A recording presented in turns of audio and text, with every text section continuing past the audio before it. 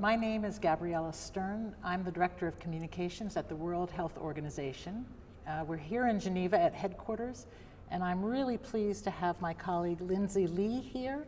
She is an expert here at the World Health Organization on people with disability and related issues. So, in a few moments, we're going to go to your questions. I thought I would kick this off by asking Lindsay a few questions to start out with. So Lindsay, welcome. Thank We're really you. glad that you're here because there are a few issues as important as how people with disability can cope and live and preserve their physical and mental health during this COVID-19 outbreak. So perhaps you can start by telling our audiences why are additional considerations needed for people with disability during the coronavirus outbreak? Yep, so it's a really important thing to consider. So we all know the whole world is impacted by COVID-19 at the moment, but it's important to keep in mind that this impact is felt by different groups in different ways. So people with disability themselves being a very diverse group experience, I would categorize two categories of additional risk. So the first category being an increased risk of contracting COVID-19, and this is for various reasons. So firstly, some people with disability might experience barriers to implementing the basic hygiene measures that WHO and other institutions are recommending. So for example, perhaps they have a harder time having access to a sink or to rubbing their hands together, or perhaps they need to touch their face more often than other groups. They also might have more difficulty enacting social distancing, which we're all talking about so much, because they perhaps have to be in close contact with other people who support them in various ways. So that's one category of risk, a risk of increased risk of contracting COVID-19. There's also, for some people, an increased risk if they were to contract COVID-19 of developing a severe case.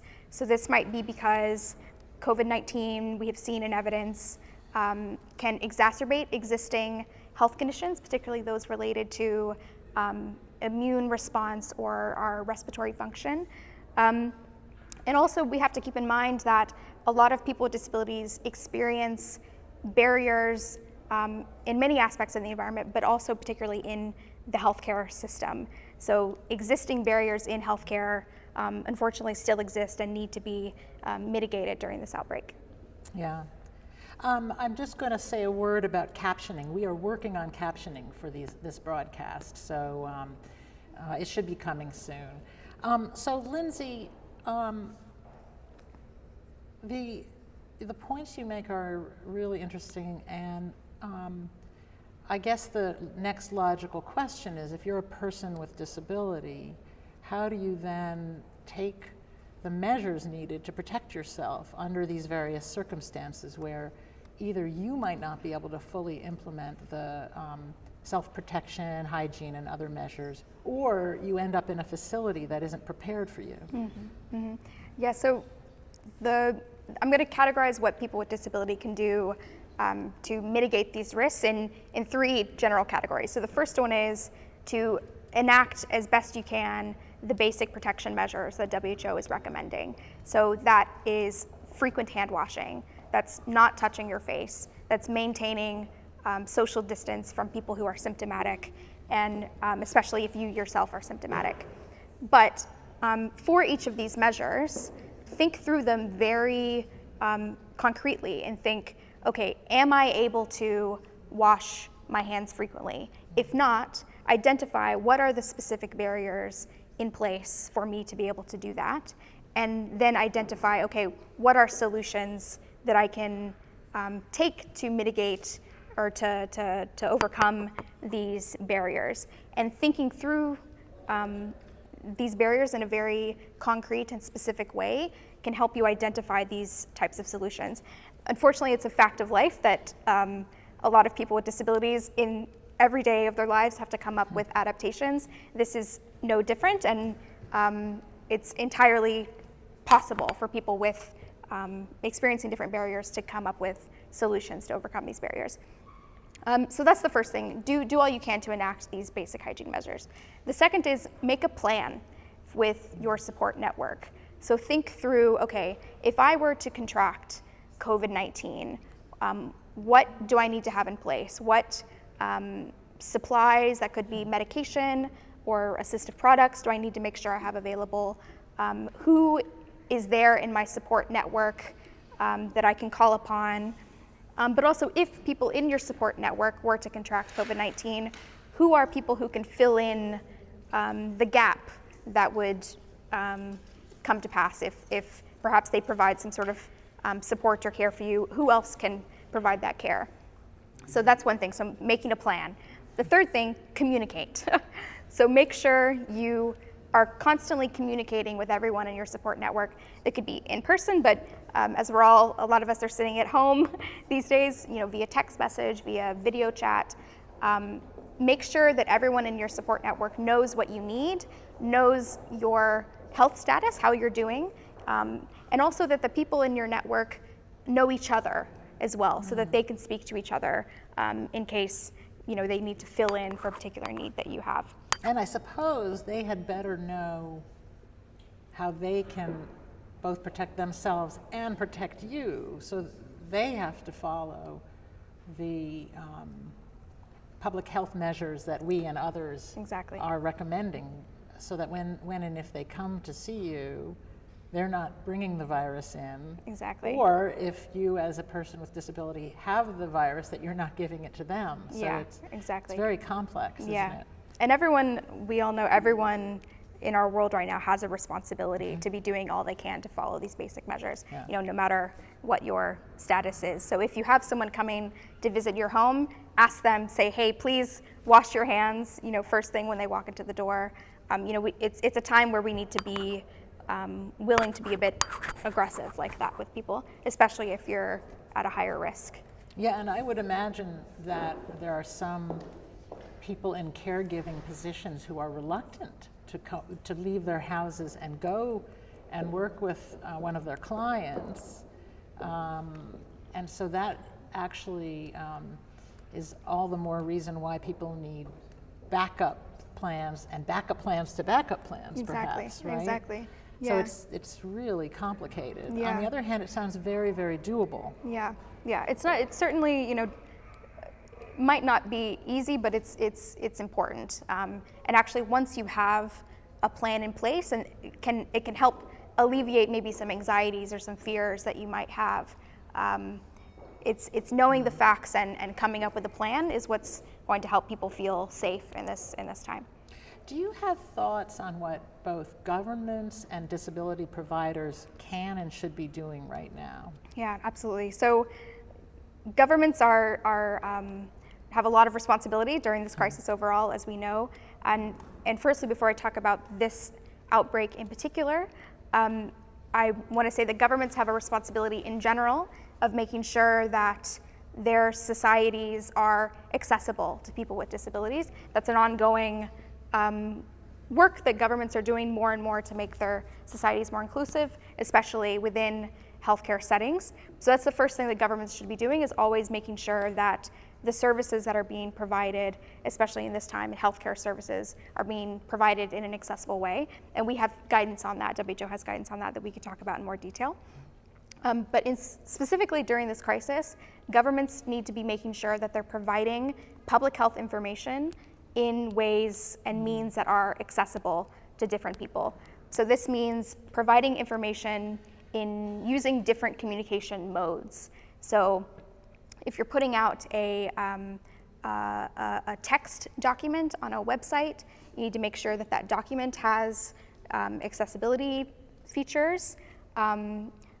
If you are putting out a video, you need to make sure that it is captioned, which we are trying to do with this video at the moment, and I'm being told that the captions are working now. If you're putting out photos and imagery, first of all, the images need to not be stigmatizing to people with disabilities, but they also need to be captioned and have some sort of description to them.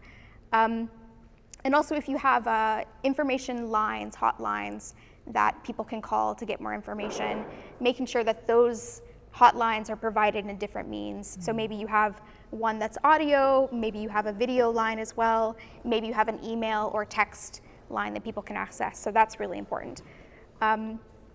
So other things that governments can do, they can provide targeted measures to people with disability and their families. So this could be fiscal things such as making sure that people with disabilities and their families have the resources that they need to cope during this time, whether that's, and supplies like food, water, any medication or personal protective equipment. And they can also ensure that disability service providers, so such as paid caregivers, are also given priority access to protective equipment like masks, masks, gloves, hand sanitizers. Maybe I'll stop there for the moment. And do you see a difference between a person with disability who might be in a high income setting versus in a low income setting? I think about this a lot as the coronavirus spreads to lower income countries where people live, they have less privileged surroundings, they might live many people to a room, they might live in remote rural areas, the challenges there might be very different from in a place like Geneva where we are, or Singapore or New York. Yeah, exactly. So it's important to note that people with disability are everywhere. And WHO numbers show that actually most people with disability in the world live in low and middle income countries. So it's an issue that's extremely prevalent in these areas. And it's also important to note that the right to healthcare and the rights of people with disabilities are not subject to a particular income level of the country, right? So you have the same rights in low and middle income countries as you do in high income countries.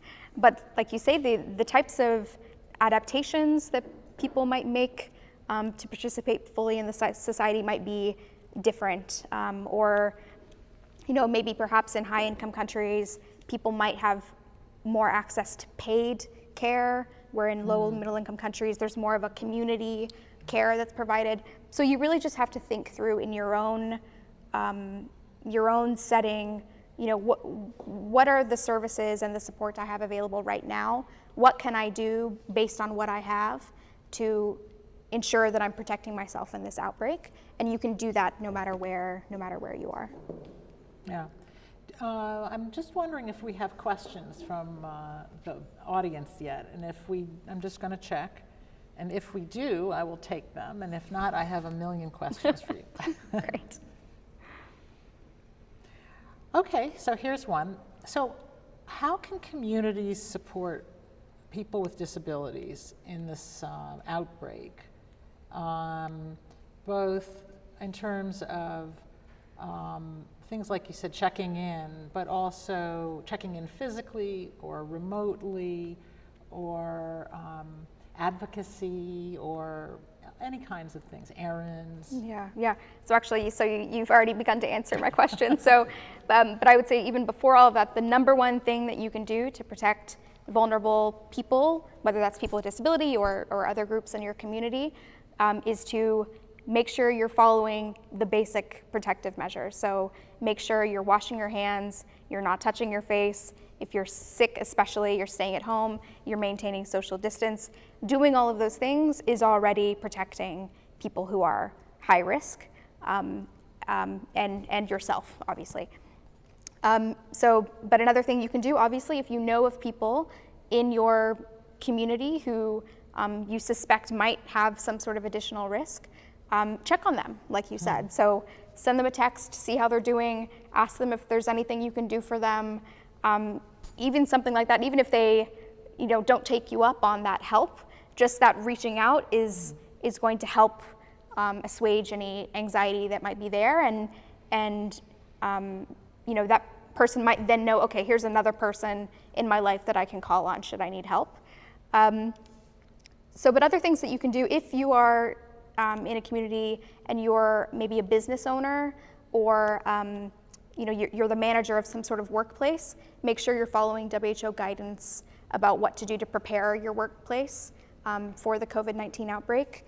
Or if you're for instance, a shop owner, and you're providing goods and services to the community, you could think about how you can target those services towards people with disability in your community. One good example of this that we have seen in some countries is some stores have decided to have designated opening hours just for older people or people with disability, because getting in, I think we've seen on the news some of these this chaos that's come in some of these stores. Getting into that fray of people trying to grab food is not feasible for people who for some people who might have disabilities. So that's one thing you can consider. That's a great idea. Yeah, that's a really great idea. Yeah, it's a great thing that we're seeing. Yeah. If you want to ask questions, just a reminder to use on Twitter, use hashtag AskWHO, and on Facebook and LinkedIn, just leave comments for us.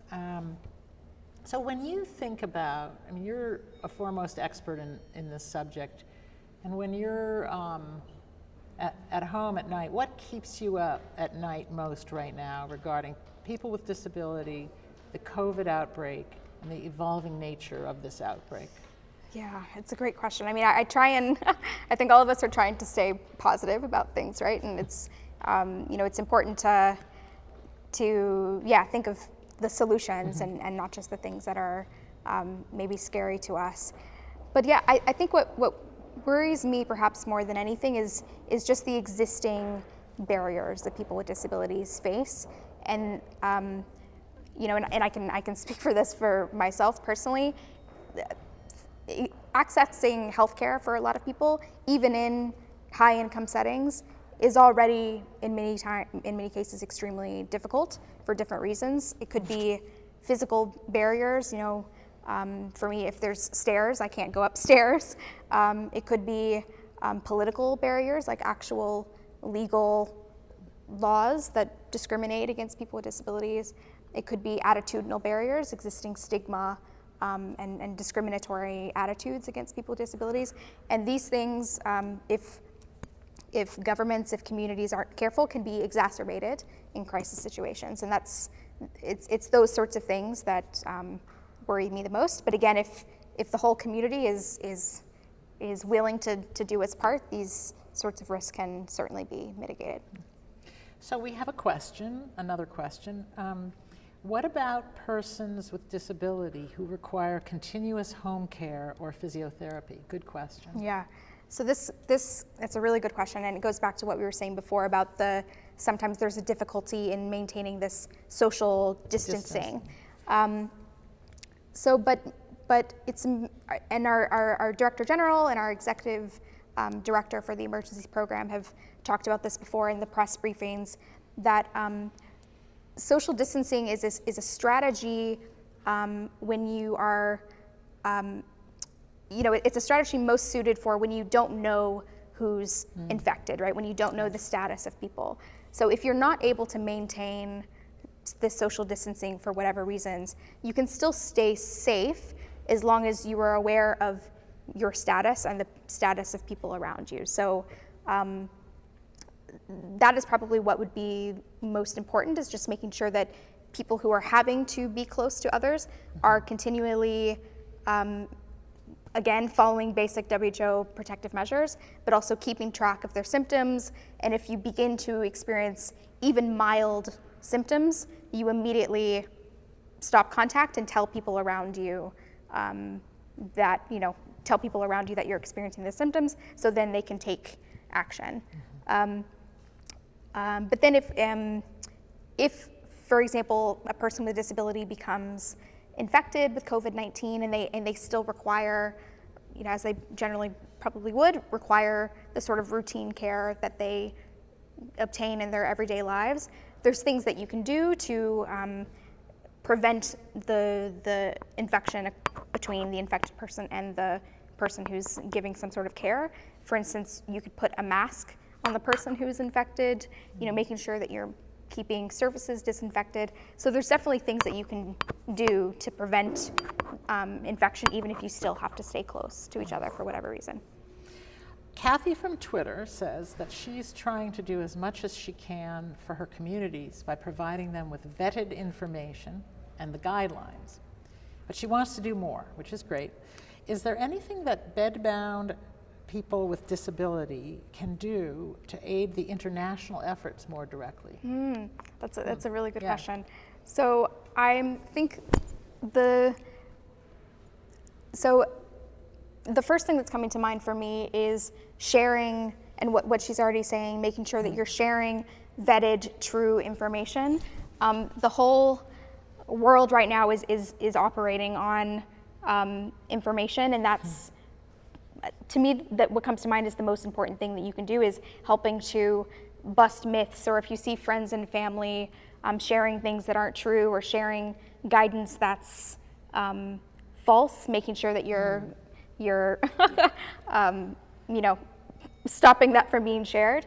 Other things that you can do, you can connect with local organizations. So there's tons and tons of organizations of people with disabilities all over the world that are already organizing themselves to advocate for the people in their communities, to governments and to other official actors. So you can get in touch with local communities and you can become engaged in the advocacy that they're doing as well. I think we on our platforms at WHO would be interested in things that people with disability are doing to help other people through this. And people with disability can help other people. Everybody can help one another. But if you want to send us stories on our social accounts of cool things that you've seen other people do to help each other, or things you're doing, please do. And it doesn't have to just be today. It can be in coming days and weeks. We would really like that. Yeah, absolutely. It occurs to me that if you are stuck at home, whether you're a person with disability or not, you could write a letter to somebody or call an elderly person, or there are many things you can do. You can check up on your community members. You know, if you need to talk to government officials, you can send messages to government officials asking that they enact particular policies. So there's lots that you can do, especially these days with all the technology that we have at our disposal. For sure. I was interested in something that you said a few moments ago about legal barriers. What did you mean by that? Well, I think so the first thing that I'll mention is there's a really landmark UN treaty called the UN Convention on the Rights of Persons with Disabilities that most countries in the world have ratified. And through this treaty, it's really the international legal framework for assuring the rights of people with disabilities all over the world.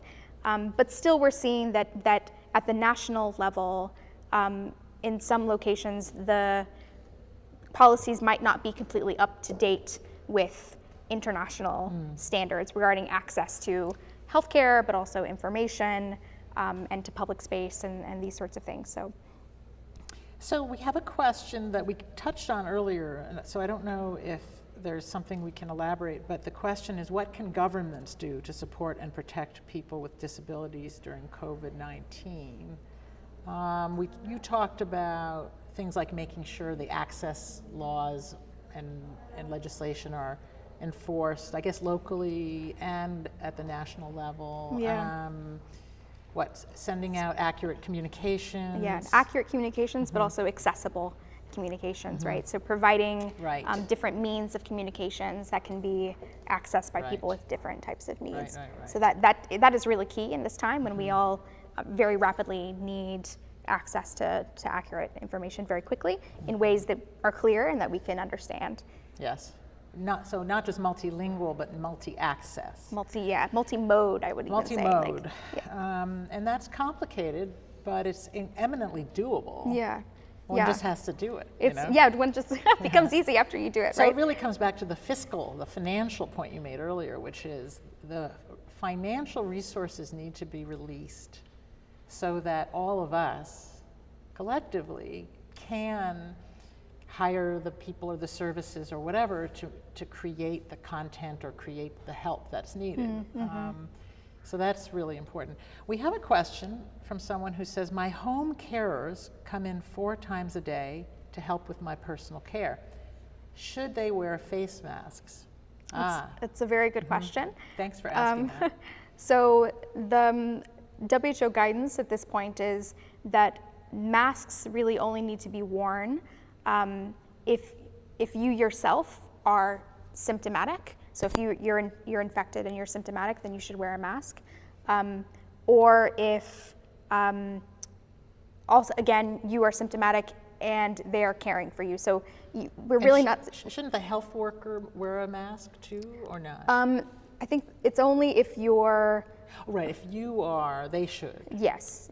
Yeah, one of you should. One of you should. Yeah. And I would say, look on the WHO website for the most specific information about masks. But in general, that's the principle: is if someone is infected, then either the infected person or the person providing care needs to be wearing some sort of mask. Yeah, and we want health workers to protect themselves because they're precious resources. Exactly. We need them to stay healthy and strong so they can continue to care for people throughout the duration of the outbreak.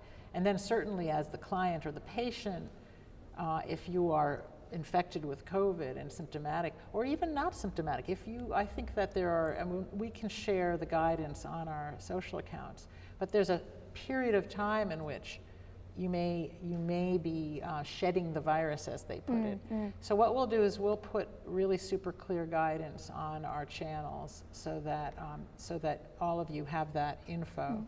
Can I make one more point on this? Is another thing that governments need to do, and in collaboration with these disability service providers that might be providing care, is making sure that people who are giving home health care do have priority access to masks if they need them, because that might be, it might not be a group of workers that's on the top of the mind of different governments. They're thinking of, doctors, nurses, but people who are providing home health care also need to be given access to personal protective equipment should it become necessary for them. Yeah, WHO and our colleagues are really working hard to make sure not only that there's adequate production of these really important personal protective equipment items like masks and gowns and goggles and such. Not only that production is maintained and accelerated, but that it's delivered, sent, provided to those who are most in need, starting with health workers for the reasons that I mentioned. We have another question. What measures can you recommend for people using manual wheelchairs? Should they be disinfected? Yes, very good question. And yes, they should regularly, especially if you are going outside, and your wheels are having contact with public space, especially then.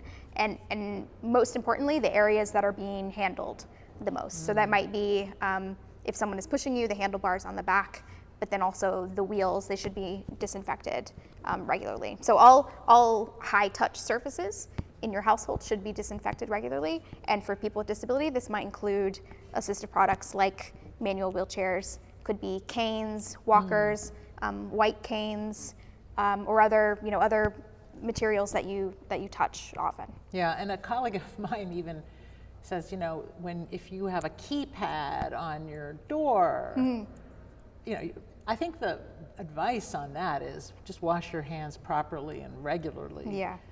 That's the number one thing, washing your hands regularly. Yeah. And for me also, electric wheelchairs, joysticks, also make sure you're disinfecting your joysticks as well. Good question, thank you for that. Question here, what reasonable measures and precautions would you expect a shared house to do to support disabled people? Yeah, so again, this goes back to what we were talking about earlier about having a plan. So it's important that all members of this household and the extended support network communicate with each other and talk through the steps that would be necessary to plan for the potential of anyone in the house becoming infected. So this, again, going back to our basic protective measures, making sure everyone's washing their hands very frequently, not touching their faces, disinfecting high frequency touch surfaces. But if you have the space in your household, it could be good to think of, okay, if someone were to become infected, where could be a space that we could essentially isolate the infected person, where there needs to be where there could be minimal contact with the other members of the household. That would be an important thing to think through as well. We have a question here another mask question. So it's when to wear a mask, if you're healthy or if you're not healthy, if you're coughing or sneezing. And while we were talking just now, one of our expert colleagues, one of our mask experts texted, so I'm going to read what they said. If you're healthy, you only need to wear a mask if you're taking care of a person with suspected coronavirus infection. Yeah. If you are coughing or sneezing, wear a mask. Those who take care of sick with COVID, including health workers. Yeah, so I think that is pretty clear. So if you're healthy, wear a mask if you're taking care of a person with suspected COVID infection. If you're coughing or sneezing, good idea to wear a mask. It's also, if you're wearing a mask and you're healthy, it could end up, if you're not disposing of it properly, if you're not wearing it properly, it could end up being more of a source of infection than it actually helps. So it's important to follow this guidance and not really, have things on your face when you don't need to have them on your face. I've seen experts say that actually improper use of a mask sometimes actually prompts a person to touch their face more. Yeah. So we'll put guidance on our channels and sites on this. And I think it's also important not to overemphasize the mask. Yeah. There's a comprehensive set of things one should do. The physical distancing like us, the hand hygiene, and many other things like that. Before we wrap up, and we have to wrap up soon, could you say something about the mental health challenges for a person with disability during COVID? I think that's important to discuss. Yeah. So in general, these are trying times for everyone, I'll say, and it's very stressful and can cause a lot of anxiety to be hearing constantly in the news, through all your networks, all your social media, everything about COVID-19 all the time. And so this is difficult for everyone, but it could especially exacerbate existing mental health issues that some people with disability might experience. Of course, not all people with disability are very, very heterogeneous group and extremely diverse. So, but in general, I think the best thing that people can do, like I was saying in the beginning, is make sure you have the facts, know what's true. You can get the facts from WHO, from our WHO resources, and making sure that you have a plan for what could happen. So, making sure that you have figured out how you are going to enact these basic hygiene measures, especially if there's particular barriers to enacting these measures for you. Making sure that you have had, you've thought through all of the resources in your area, especially people in your support network that you can call upon should you need some kind of support, and making sure that you've communicated with all of them about your needs and that they've communicated with each other. You could even write things down, right? For me, I'm a person who loves a list. I love writing things down. So if you have all of this stuff written down, knowing that you have a plan in place can really help assuage these anxieties. And if you're doing that, if you have a plan in place, you're doing as well as you can, right? And you should feel good about that. And just because you might be someone who is at higher risk for contracting COVID-19, or for if you were to become infected, of developing a severe case, that doesn't mean you should give up, right? I mean, no one is doomed to this virus. There's things that all of us are doing to protect ourselves, and if you're doing that, if you're taking all the necessary precautions, you're good to go, and you should take some pride in that and feel good about that. Well, thank you so much for doing this today, Lindsay. Yeah, thank you. And thank you to a colleague of mine sent me the longest list of countries, people from countries who have tuned in. So thank you for everyone you. everywhere. We really appreciate it. We're here for you. Reach out to our various resources online, and we will be doing more lives like this coming up. So we'll see you soon. Thank you again. Thank you. Thanks.